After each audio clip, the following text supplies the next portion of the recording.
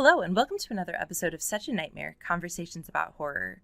My name is Katherine, and I'm delighted, as always, to be joined by Anthony Tresca. Hey there. This is a podcast where the horrifically nerdy meets the terrifyingly academic, as we explore that fine line between the horrific and the horrible. Each episode looks at a specific horror text that is, for better or worse, giving us nightmares. And we are so excited to have you join us today for our very special Christmas episode over 1993's The Nightmare Before Christmas.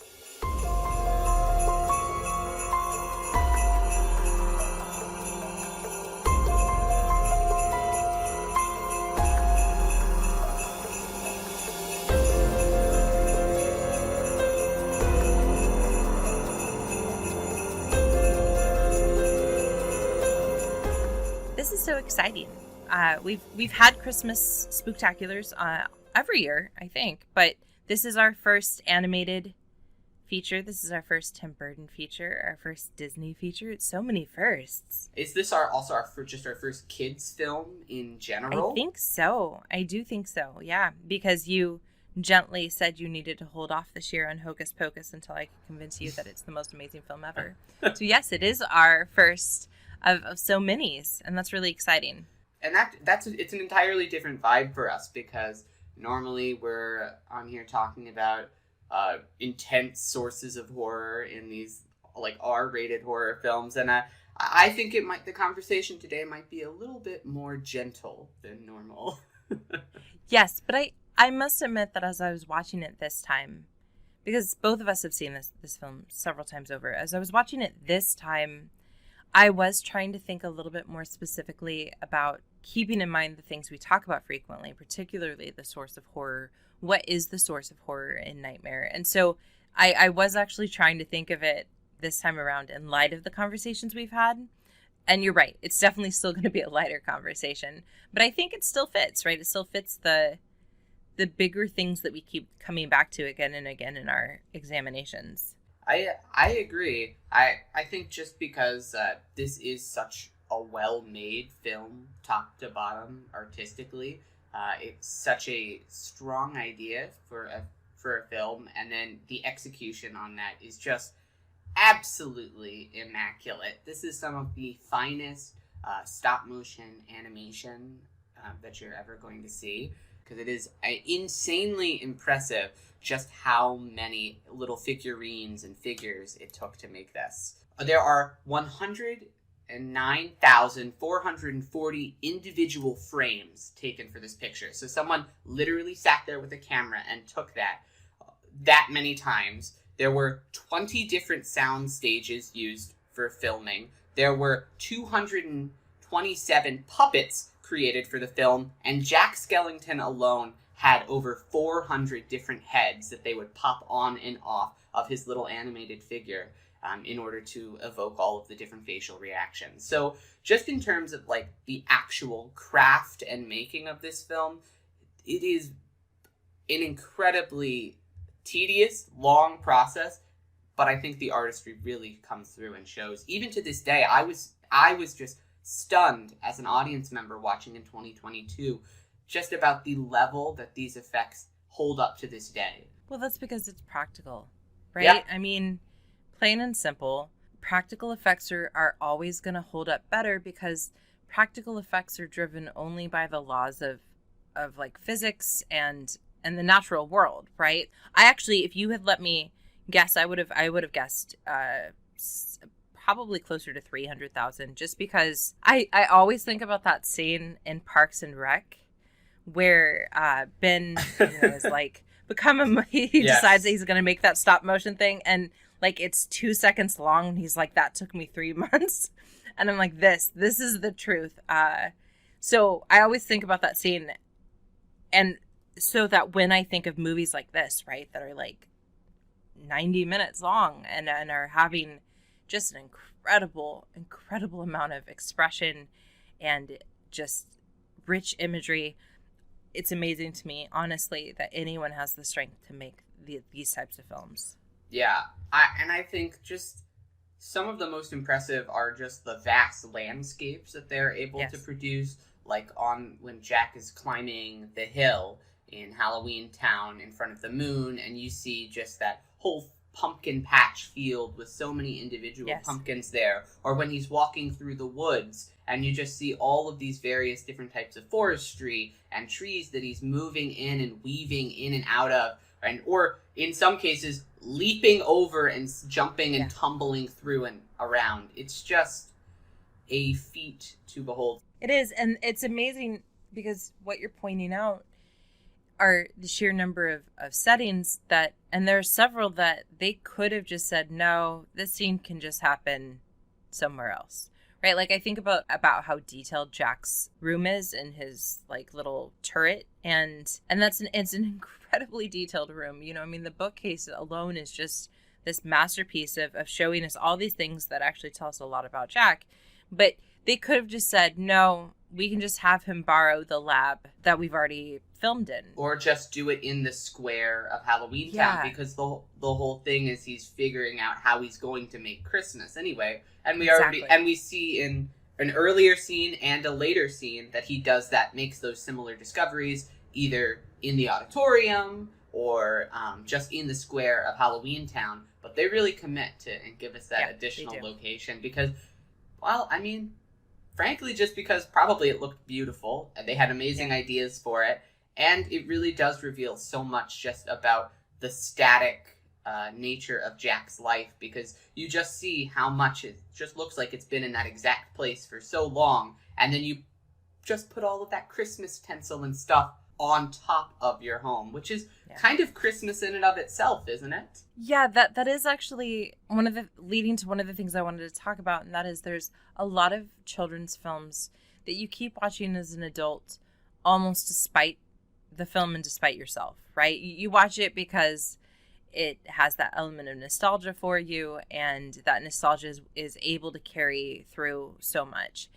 And there may be things that you're like, oh, I didn't really notice that when I was little. But Nightmare Before Christmas, the entire film, is one that I think just gets richer the older you are, because there's so many things that you really can't understand until you're an adult. Like, you know, to what degree is Christmas this fabricated thing that we do, you know, or to what degree is Christmas just another thing that a lot of adults have to get through, right? Or like you said, his staticness of so much of the film that he's just like, I just can't be static anymore.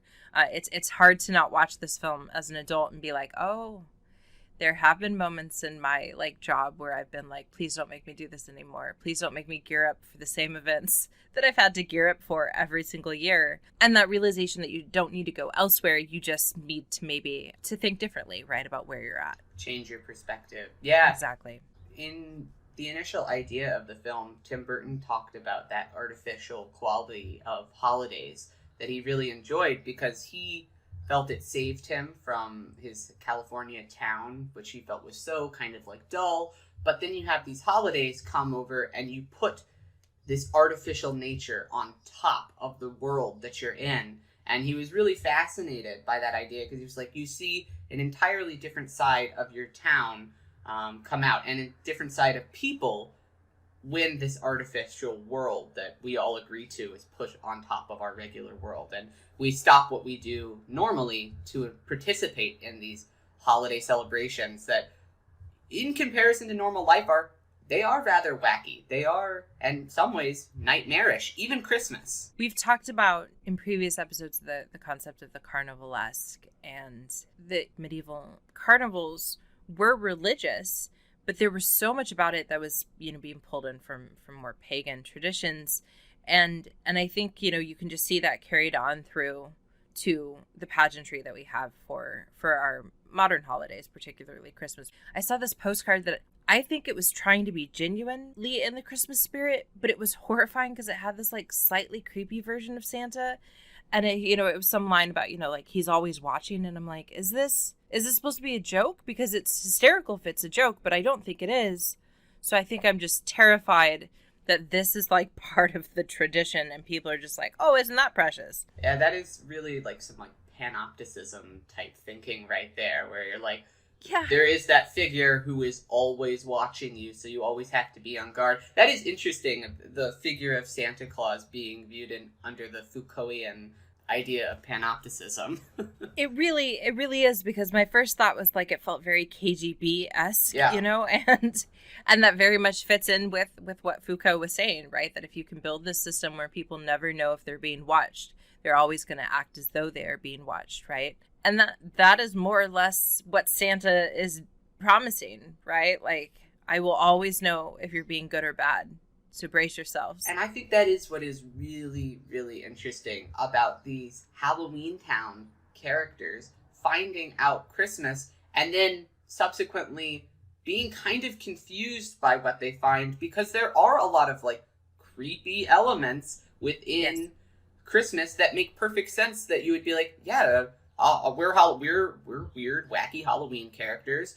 So yeah, of course, when we hear that you're going to break into the house and then give gifts, it sounds like something that you would do as a creepy Halloween character rather than as like a jovial, jolly figure who brings joy.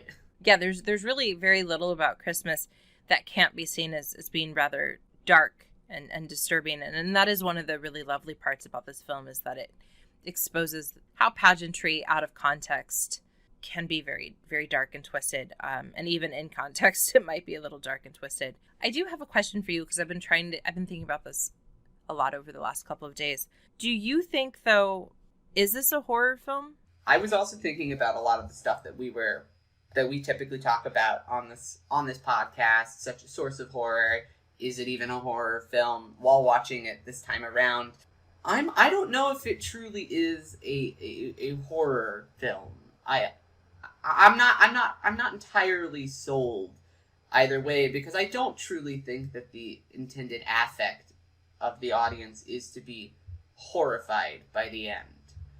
And so I think perhaps because of where we end the film, and through so much of, I think, where you're supposed to kind of sympathize, I think, with Jack's struggles of identity, rather than being horrified at the actions that he takes. And so I think since so much of that, particularly since we're with the Jack Skellington POV character, and we are supposed to, as audiences, kind of relate to that character, I don't necessarily think that it would fall under the guise of a conventional horror film. I think it has elements of horror in here. Right. It's certainly not disaffirmative. No. And you and I have argued for quite some time now that, with the exception of horror comedy, which is its own genre, that it's really hard to have an effective horror film that isn't at least a little disaffirmative.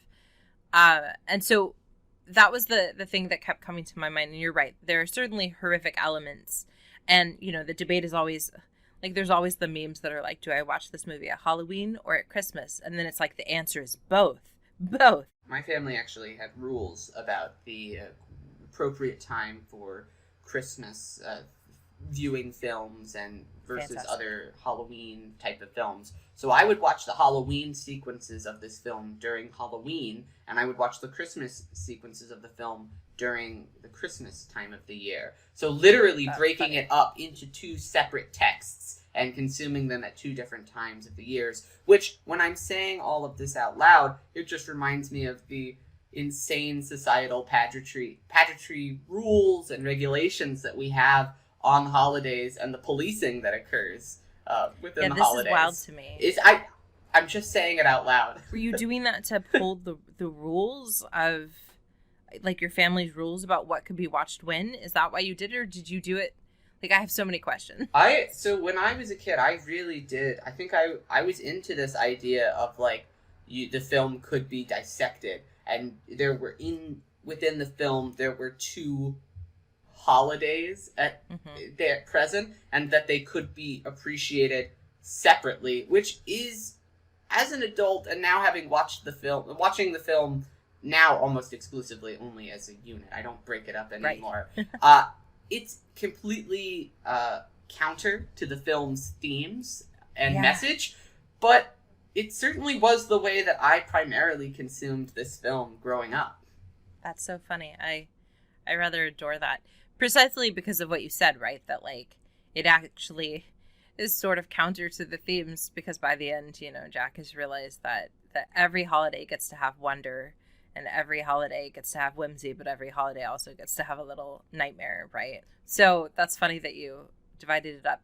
So for me, I think I agree with you that if we're doing our normal classification of affirmative versus disaffirmative, it certainly can't be classified as a horror, not in the same ranks anyway as a lot of the stuff that we're looking at. But I nevertheless feel like there are parts of this film, beyond just like moments, there are like elements of this film that do fall under horror, but do so in large part because they're not treated with horror, if that makes sense. So there's some things that happen in this film that I just think happen very casually and cavalierly that I actually have a sort of deeper problem with. So a really good example is Dr. Finkelstein and his whole treatment of Sally, that first off, although it's acknowledged because she keeps fighting it, that he's not doing good things, why isn't anyone else upset about this? Why isn't Jack, like, I don't want him to necessarily swoop in and save the day, because I don't think that would have been a good narrative either, but there's like no acknowledgement in the film that maybe it's not okay to turn a blind eye to abuse. Right. And by the end, he just creates a new woman.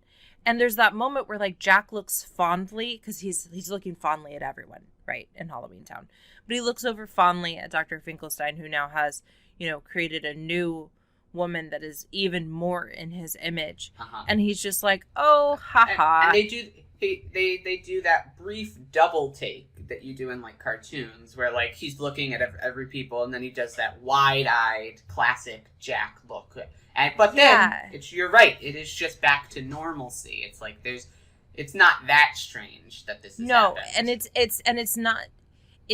the strangeness of seeing two people that look the same that makes his eyes get big, not the like, oh great, Dr. Finkelstein has made another human slave. And just sort of the whole treatment of Sally in general that I increasingly have problems with, because of the fact that, again, I don't feel like the film is condemning some of these actions, because it's just like, oh, but this is just what happens in Halloween Town. And I have a problem with that idea that, like, Halloween Town means misogynist and harmful behavior. So I agree. I think I really, really agree with a lot of what you have said and brought up here. And I think this applies throughout a lot of the film's views of holidays in general. And I think it's just that this basis in a very conservative understanding of these holidays. And it's a conservative construction of these holidays. And the horror, I guess I would argue, is the transgression against these clearly delineated boundaries and rules and regulations that we have on holiday times. So I guess in that way, then, I guess it would fit more in, it would definitely, I guess it could for sure be viewed as a horror film, just not any disaffirmative horror film that we would... Right. Or it's not disaffirmative only because they don't go the extra step. So if you're sort of astutely watching this, you're going to notice that there's problems with society, right? That we are a problem. But the film doesn't take that additional step to lift up the sheet, right? And to reveal that we're the monster underneath. It just like takes us to the room that the bodies are in, and then it's like, okay, time to back out again. And even the conclusion, which I like the fact that by the end Jack is inspired again to reclaim Halloween. I appreciate all of that, but the feeling that like Santa Claus puts him back into his place, and Santa Claus is our only human character, or really like human-esque character, right? And so there's this weird like go back to where you belong, second class citizens, because Halloween is the second holiday that people love. I don't know, there's something that I don't think it was the film's intent, but it left a sort of bad taste in my mouth this time, because I was thinking about it in terms of whether or not this film could be classified as horror. And so I think between the treatment of Sally and just sort of the idea of being able to create a new female servant slave, the sort of mistreatment of Jack as this like second-class citizen. And then of course there is the undeniable elements that we have to talk about with, the Oogie Boogie Man and just some of the racist issues. So we haven't talked about any scholarship because there really isn't any. There is a great book called A Critical Companion to Tim Burton by Adam. It's edited by Adam Barkman and Antonio Sana. And in there is an article, a couple articles on Nightmare. There is also a chapter by Beatrix Hesse in a book called Politics and Fantasy Media, where she's looking at the conservative and countercultural elements in Nightmare. She talks explicitly about the potentially sexist and the definitely racist elements in the film. But there's not much scholarship. So I thought that this would be a good place for you and I to kind of step in and talk about the things that we're noticing in the frameworks we're seeing.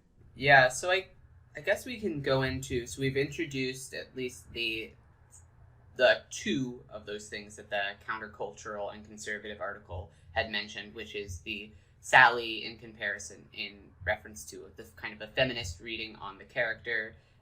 We can come back more to that in a minute, as well as the conservative elements at the heart of a lot of these holidays that we see in Nightmare. And so I guess the last thing to kind of get into is, I guess, the race issue around Oogie Boogie. And that's a problem that goes all the way back to during development.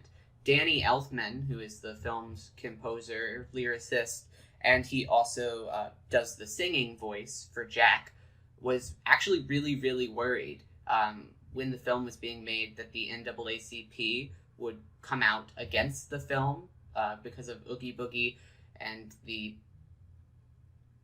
kind minstrelsy that the film evokes when using Oogie Boogie and introducing this character. And it is pretty hard to deny that in many of the shots, particularly when the lighting gets funky, that it looks a lot like a dancing Klansman. And that's been a criticism that has been leveled all throughout this film. It was given to the director. Elfman brought it to Henry Selick, who was the director. The director does not take well to that criticism, saying that it's just, this is what you do in cartoons. This is, you can animate people in whatever way you want. And so kind of just pushing back against it. But when the film was released, Elfman was right. The NAACP was fairly upset with the Oogie Boogie's depiction. And the director then pushed back against the NAACP, saying that it was, again, just like what you do in cartoons, and they had and referencing the fact that because they had cast a black performer, Ken Page, as Oogie Boogie, that it was fine.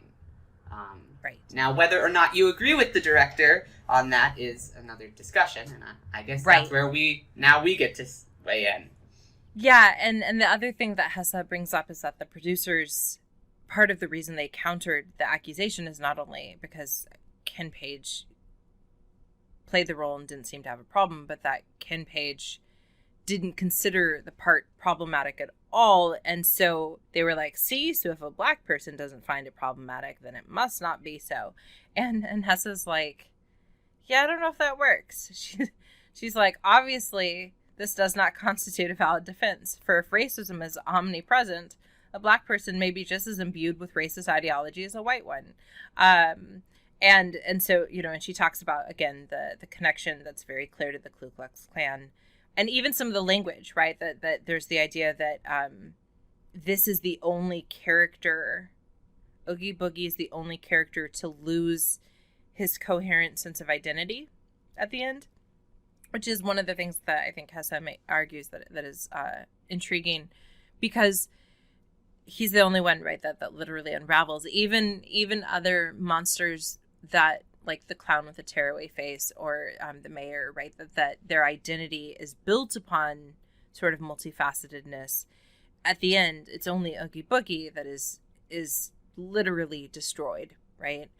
And that, again, if we're reading this as a sort of like, this is our one recognizable black character, it brings up, I think, very similar questions that Little Shop of Horrors brings up. Precisely. Yeah, it's like, why in the rest of the production that is filled with wacky characters who are, and I'll even give it this, not explicitly given any type of race, because they are Halloween characters. And so I'm even willing to go into this. I'll accept the cartoon argument that it's like, in this cartoon, we're not going to treat race as an issue. Fine. But he's the only black lead performer in this. He is, and in a way, and they kind of do embrace that black identity in the way that the character speaks. It's kind of the movement of it. They also use a lot of motifs that are commonly associated derogatorily with Black Americans, such as the gambling aesthetic. He's the only character who really does that. And then obviously when he is ripped apart and reduced to literal animals, that goes back into the dehumanization that Black Americans have to face every day. So there are a lot of questions that are here. And there's a faintly / not so faint, like voodoo-esque element. Exactly. Right? Yeah. Being layered on top. And the worst part is, right, I love Oogie Boogie's song. I actually think the design is really interesting. I think the idea of having a sack filled with wiggly, squiggly things is rather amazing. So on their own, I appreciate what these elements are doing. It's just that when you put it together, there's an undeniable answer to that equation, right? Like separately, X plus Y are not a problem. But when X plus Y equals Z and Z is a problem, then we have to ask ourselves about X and Y, right, more carefully. And I just think it's one of those cases where the producers, the directors, the filmmakers just needed to listen to Elfman and be like, if this isn't how I'm reading it, but if this is how other people might read it, I would rather change it than have anyone think that that's what I'm trying to do. Like that, they should have just been humble enough to do that.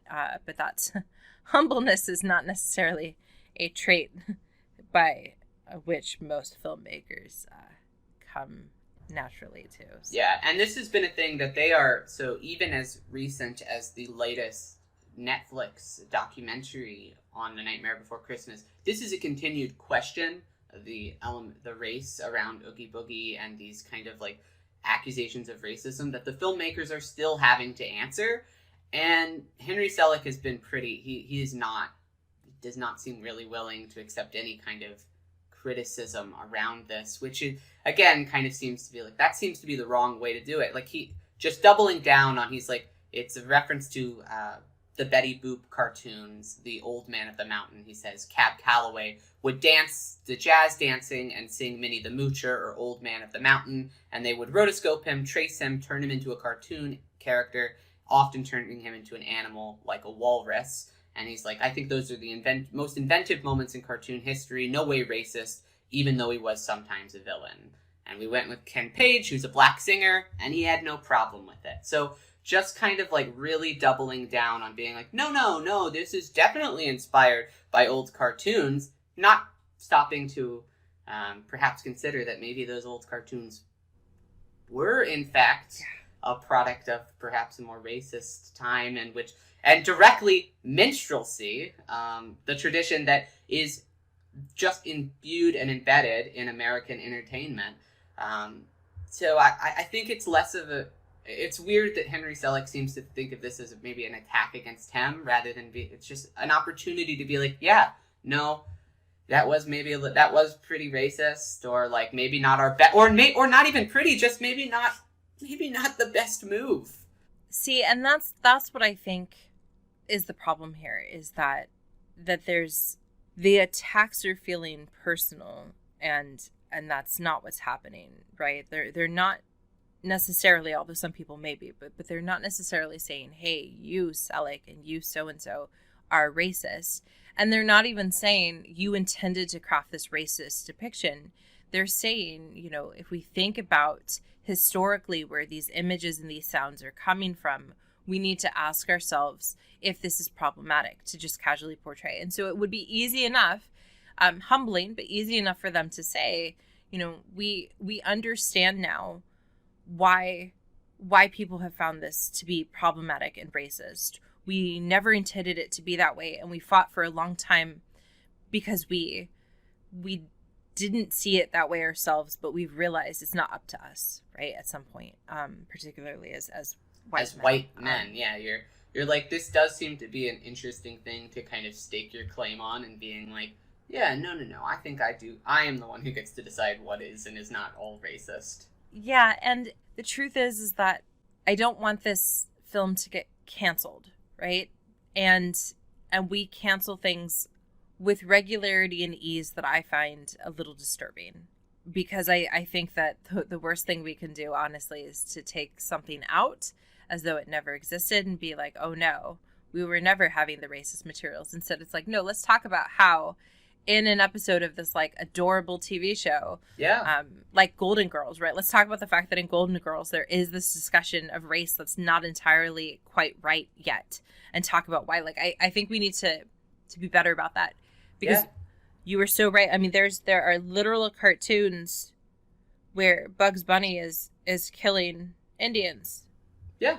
Like, straight up. And most of them have been, again, sort of like removed, but they shouldn't be, because we need to remember that, of course, we are a racist nation. How can we expect otherwise when our children were watching this acceptable behavior, right? And so I think it's important. I don't know. I just think it's important that they acknowledge, intentions aside, the affect is problematic. I could not agree more, because I think that these elements being present in the film don't necessarily mean that it should be canceled by any stretch of the imagination, but it is necessary to have these conversations, or at least to, when you're engaging in criticism around the film, to mention these facts. I think it would have been irresponsible of us to not bring this up in this conversation right now, and frankly, it seems a little bit irresponsible of the filmmakers to be just so insistent that it is not there, and that the fact that it is a cartoon means that it can't possibly be racist. And I think a similar argument has been waged with the character of Sally. So Selleck described her and used the word voluptuous, which I think is real gross to refer to a cartoon as voluptuous.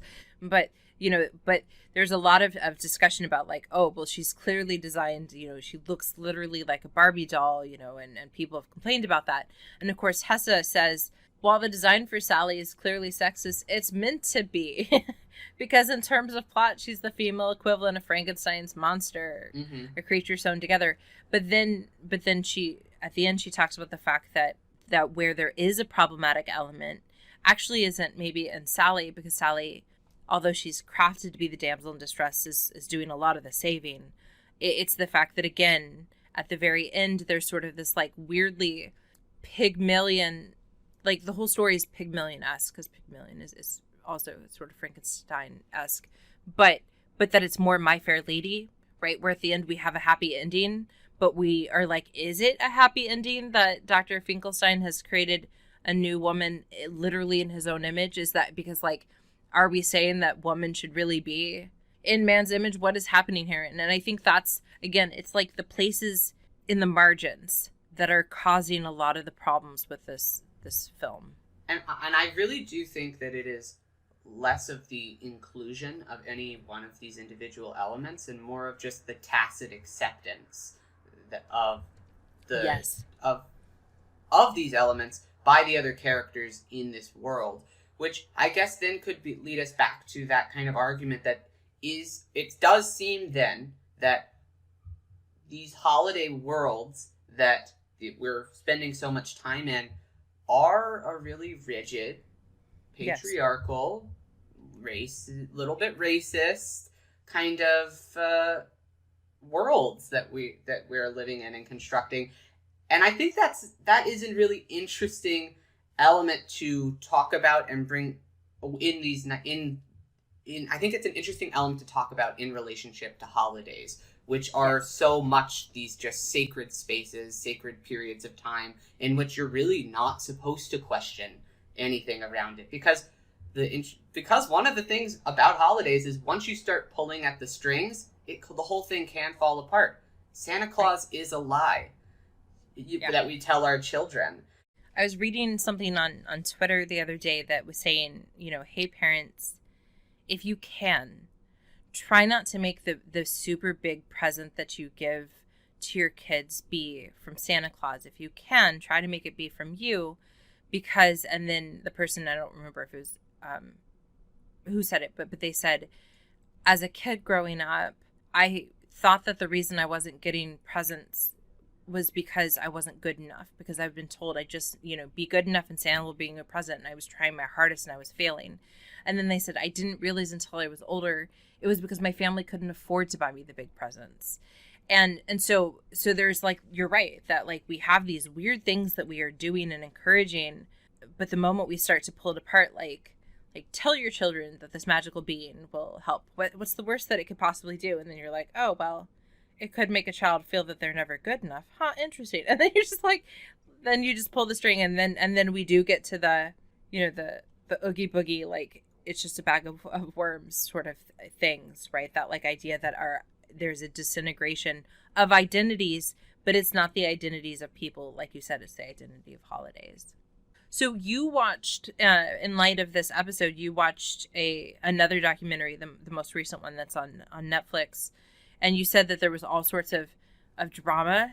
Yeah, I mean, again, I guess if you, based on our conversation about, like, already, some of it I pulled from the documentary itself, but yeah, there is a lot of drama that happened behind the scenes during the making of this film. I mean, for starters, it was the original idea was conceived back in 1982 when Tim Burton was just working as a simple animator at the Walt Disney Production Company. And so that is where he kind of wrote that original Nightmare Before Christmas poem. And then Disney was like, nope, this is too weird for us. We're going to take all of your drawings and all of your ideas and we're going to hold on to them. But we are going to fire you and all of the animators who did this. And then, and they did. And so Tim Burton went on his way for a little while, and didn't return back to the project until the 90s, after he had already had several big successes and he was a household name. He comes back to Disney after he finds out that Disney still owns the rights to this because he made it while he was there. Yeah. Which is, capitalism. Yeah, the whole IP, like intellectual property, and who owns what, depending on when you make it, not even like with the resources, but just like while you quote belong to a company. I find IP to be just a terrifying concept. Oh yeah, and that is what you had. Tim Burton was walking back into in the 90s. He was like, these are my ideas. I worked with the team of animators to come up with all these things, but you own it, so fine, I guess we work with you again. And now that he was a big name, he was like, I guess I'm willing to work with Disney, and Disney was willing to work with them. Although Disney did not release this through Disney itself when it first came out. They put it through Touchstone Pictures, which is interesting. One of their subsidiaries, because they thought it would be too dark and scary for kids. And so Tim Burton comes back to work with Disney, which is Touchstone in this situation, but not really, because Tim Burton, as I had mentioned, was already kind of a big star at this time. He had made the Batman movies and the Pee Wee Herman film, and you might be thinking, during 1990, 1991, wasn't he making Batman Returns? He couldn't possibly have made Nightmare Before Christmas. And dear listeners, you would be correct. Tim Burton did not really have any substantial part in the actual making and creation of the film itself, which is arguably one of the things that the film crew is one of the most frustrated about in the reaction to this film. Because it's after the fact, to help marketing, Disney brands this film Tim Burton's The Nightmare Before Christmas, rather than the original title, just simply The Nightmare Before Christmas. And which seems to just undermine a lot of the work of Henry Selick and this team of animators that they spent for 2 years working in sound studios in California by themselves. Henry Selick actually mentioned Tim Burton only came to the animation studio for a total of about 8 days over the course of that entire process. So he's like, Henry Selick and the rest of the crew basically describe it as like, yeah, Tim Burton, it may have been his initial idea, but the idea that this whole world is Tim Burton's and that this is his is just a cultural lie that has been articulated and perpetuated by marketing. So another element that happened from around Oogie Boogie that occurred when Tim Burton was on set was Henry Selick had a very different idea of who the identity would be for Oogie Boogie. So instead of that kind of controversy of like the Oogie Boogie just being made of literal bugs and like animal and disgusting creatures, he wanted it to be inside Oogie Boogie. It was instead of just the moths and whatnot, it was Dr. Finkelstein manipulating Oogie Boogie. But Tim Burton hated that idea so much that according to the writer and director, he flipped out and kicked a hole in the wall and then walked out of the room.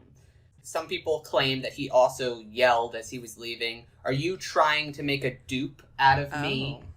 As he was leaving, because he was just so angry about anyone changing his idea of this Oogie Boogie character. So that just kind of shows you the kind of presence that Tim Burton had on this movie. And I'm not sure if I like Selick's idea better, but like just the idea that it was okay, and it wasn't, but like that we have a culture and a system in place where it's okay for someone to descend like a god, yell at people, punish them, and then depart, and expect them to keep carrying out their things. Well, it's a lot like Halloween Town, so I guess that works. Yeah, deeply patriarchal. Can I say that this just further reinforces for me the absolute need to get rid of this auteur model of understanding stuff? Because you either end up with someone like Joss Whedon, who's super gross and is his name is stuck on all of these works, that it's unfair, right? Because there's other people that deserve to still have their works acknowledged. Or we have something like here, where his name is on it because, yes, his ideas may have been the source, the inspiration point, but that's not even why he's being listed, right? It's a marketing scheme. This is really like and filled with injustice. And then in a lot of the ways, Tim Burton has basically just left the crew to defend all of the problems with the film, while taking all of the success for himself. So that discussion around Oogie Boogie, many people, including Danny Elfman and the writer, who is Caroline Thompson, who was dating Danny Elfman at the time. Another fun fact, she wasn't originally the person who was going to be the writer of this movie, but after the original writer was not delivering on the first draft, Danny Elfman was like, well, Caroline, my girlfriend right here, she's a script writer. Why don't we just let her write it? And then she did, and she based a lot of the Sally and Jack on their relationship. That's time. Interesting. Yeah, it's a self-insert character of Sally. Yeah. Caroline brought the concern about Oogie Boogie to Tim Burton and was like, hey, maybe we should change it on one of the days he was on set. And Tim Burton went into a tirade about how he was like, it's not racist. I couldn't possibly be racist. So that was actually his ultimate decision, because they talked about how they were like, yeah, okay, maybe we could maybe change it. But Tim Burton really didn't want to do it. He did not want to change it. And now he's left Henry Selick, the director, to defend that decision for him ever since. So we spent our whole section talking about Henry Selick's response to it, but I guess maybe we should have then rephrased that to be that Tim Burton's response to this criticism too. It's equally interesting to discuss and talk about. But yeah, Tim Burton is a really interesting figure in this process, and it sounds like, based on the documentary, he had made a lot of the crew on this film very angry from the way that he would just reap the success from it while ignoring any criticisms or problem or any of the actual 2 years of work that it took to do it. Tim Burton himself said the main reason he didn't want to work on this project was really because he had Batman Returns, and he did not want to be involved in the tedious and tiring process of stop-motion animations. And, that's okay, right? Like, if you're like, this is not something I really want to do, but I just want my idea to come to fruition, right? Like, that happens all the time. That's absolutely okay. Where the problem comes from is the misnomer of calling it Tim Burton's, and the fact that he had so much power, right? Because he also, insisted on the design for Sally, and literally Sally's doll the ankles could not support the weight of the puppet because, she's designed to be like this, her little tiny feet, right? So like there's some things happening that he's coming in and insisting things be certain ways without being willing to take any of the responsibility for other stuff. Yeah, it's really, really interesting. And so that you still have these fights breaking out kind of between the crew and like the crew who actually worked on it, and then Tim Burton, who is the person who, again, I guess he's absolutely instrumental and forever important to this film, because without him, the film would never have been produced, never would have gotten the light of day, because Disney themselves was like, one of the main reasons we did it is because Tim Burton was a big star now, and they wanted to produce a project that would be technically ambitious on the same scale of Who Framed Roger Rabbit, that had just come out a couple years before. And so that is explicitly why they greenlit this project, was because of Tim Burton's name and the technical things that would be required to produce this project. And there's so much that is, amidst all this drama, right? There's so much that's great about it that it just like, I'm glad that the drama, which could have caused the project to collapse, right? Didn't, because we haven't even talked about like Catherine O'Hara's performance. And just the fact that like she is a gift to us all, or Danny Elfman, whose music is fantastic. I mean, I don't watch this movie every year because I don't think I'm always a big fan of the Tim Burton-esque aesthetic of stop motion. So like Corpse Bride as well. Like I'm just not always a big fan of the aesthetic, even if I am in awe of it. And I sometimes the problems for me of this film outweigh the joys of it. But what I do listen to every year at Halloween and at Christmas and most months in between is the soundtrack, right? Or some version of the soundtrack. It might be the remixed version. But the music is just astonishing and so good. Yeah. I have listened to the soundtrack so many times. This is what I listen like as a kid. This was one of my favorite musical things to listen to. I really like standouts for me are obviously I love the opening Halloween Town song. Yes.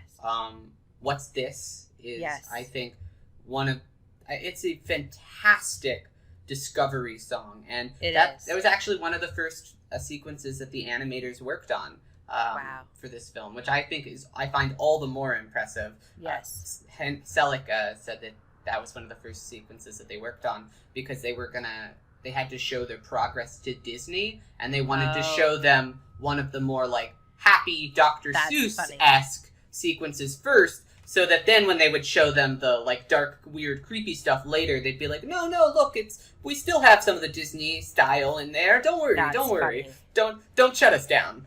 I love that.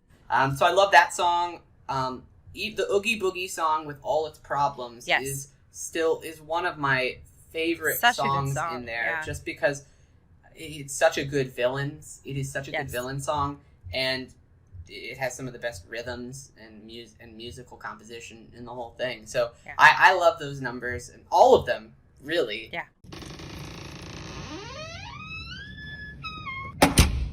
Well, I think this wraps down our discussion of A Nightmare Before Christmas. We are excited to be releasing it on the night before Christmas. Anthony, what else do people need to know before we set them free? Well, you can definitely go to wherever you get your podcasts and give us a rating. That helps us get the word out about our podcast and gets more people to listen here and join in our conversations about horror. You can also follow us on social media, which are listed in the description of this podcast. We love to hear from you. Let us know what you like, what you agree with, what you disagree with, and, of course, what you want to see next. Thank you for listening to our nightmares. And have a spooktacular day.